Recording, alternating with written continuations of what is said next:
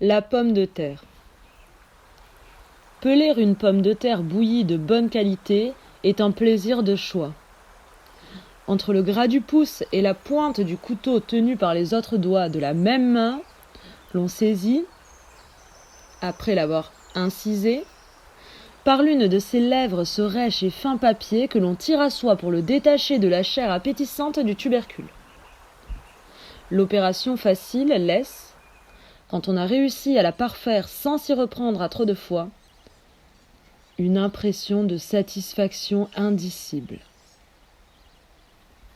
Le léger bruit que font les tissus en se décollant est doux à l'oreille, et la découverte de la pulpe comestible réjouissante. Il semble, à reconnaître la perfection du fruit nu, sa différence, sa ressemblance, sa surprise et la facilité de l'opération, que l'on ait accompli là quelque chose de juste, dès longtemps prévu et souhaité par la nature, que l'on a eu toutefois le mérite d'exaucer. C'est pourquoi je n'en dirai pas plus, au risque de sembler me satisfaire d'un ouvrage trop simple. Il ne me fallait, en quelques phrases sans effort, que déshabiller mon sujet en contournant strictement la forme, la laissant intacte mais polie, brillante et toute prête à subir comme à procurer les délices de sa consommation. Cet apprivoisement de la pomme de terre par son traitement à l'eau bouillante durant 20 minutes, c'est assez curieux.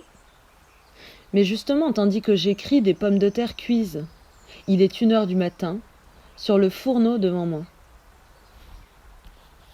Il vaut mieux, m'a-t-on dit, que l'eau soit salée, sévère, pas obligatoire, mais c'est mieux.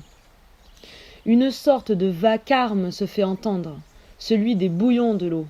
Elle est en colère, au moins au comble de l'inquiétude.